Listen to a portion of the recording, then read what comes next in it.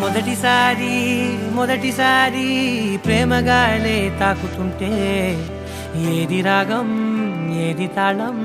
తెలియదాయే అయ్యో పాపం కలువలాంటి కనులలోన కలలవానే దూకుతుంటే ఏది గానం ఏది నాట్యం తేలదాయే అయ్యో పాపం చిలిపిగా ఊహలన్నీ చుట్టుముట్టుకున్న వేళ మనసుకే లొంగిపోవడమే ఇష్టం